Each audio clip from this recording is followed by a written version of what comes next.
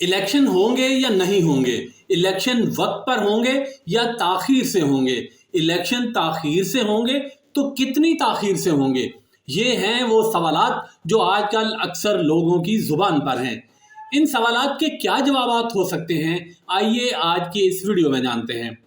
पड़ोस का हरीफ मुल्क चांद पर पहुंच गया है, मगर हम 76 साल से सियासी अफरा तफरी और बेयकीनी पर काबू नहीं पा सके।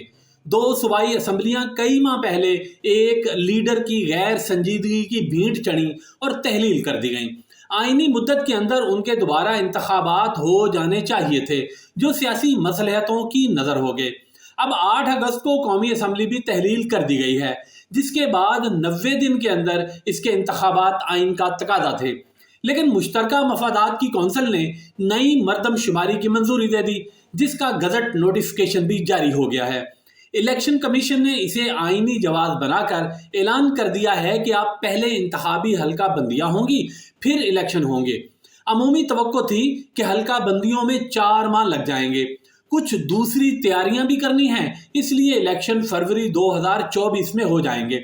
लेकिन सियासी दानिशरों ने हिसाब लगाया है कि इंतखाबात तो मई 2024 से पहले हो ही नहीं सकते। ये बहस अभी जारी थी कि इलेक्शन कमीशन ने इंतखाबात की तारीख का तयन करने के लिए सियासी पार्टियों को मुशावरत की दावत दे दी।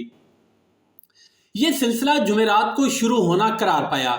इससे एक रोज कबल सदर ममलकत ने चीफ इलेक्शन कमिश्नर को खत लिख दिया कि इलेक्शन की तारीख तय करनी है, जो मेरी जिम्मेदारी है, इसलिए आज या कल मुशावरत के लिए तशरीफ ले आएं। इलेक्शन कमीशन ने हंगामी अजलास तलब कर लिया ताकि आईनी और कानूनी नुकात का जायजा लिया जा सके, जिसके बाद फैसला किया गया कि सदर से मिलने नहीं जाना। कानूनी मुबस्सरीन का कहना है कि तहलील होने वाली असम्बली ने इलेक्शन एक्ट में तरमीम करके इंतखाबात का मामला कुलियतन कमीशन के सुपुर्द कर दिया था, जिसका वाज़ेह मौक़िफ़ है कि इलेक्शन 90 रोज में हो ही नहीं सकते, क्योंकि 4 माह तो नई हल्का बंदियों में लग जाएंगे। कानूनदान इस मामले में अपनी अपनी सियासी पार्टियों की तर्जमानी करते दिखाई देते हैं। कुछ का कहना है कि तारीख मुकर्रर करने का इख्तियार सदर ममलकत के पास है, जबकि बाज़ कहते हैं कि कमीशन सदर से मुशावरत का पाबंद नहीं। सदर ने कोई तारीख दे भी दी तो कमीशन उसे मुस्तरद कर सकता है, क्योंकि तरमीम शुदा इलेक्शन एक्ट के तहत इंतखाबी शेड्यूल का ऐलान सिर्फ इलेक्शन कमीशन का इख्तियार है।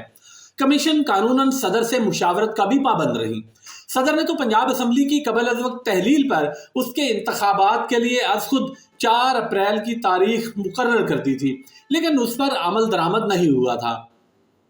क्या कौमी असम्बली के इंतखाबात के लिए सदर अज खुद कोई तारीख मुकर्रर करते हैं तो उनके हुक्म की तामील होगी? इस सवाल का जवाब सरे दस्त किसी के पास नहीं।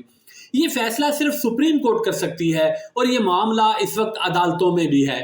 लेकिन माजी में अदालती फैसलों को भी दरखोरे एतनाम नहीं समझा गया, इसलिए मौजूदा सियासी मंजरनामे और हालात व वाक़यात के पेश नज़र कुछ नहीं कहा जा सकता कि कौमी असम्बली के नए इंतखाबात कब होंगे।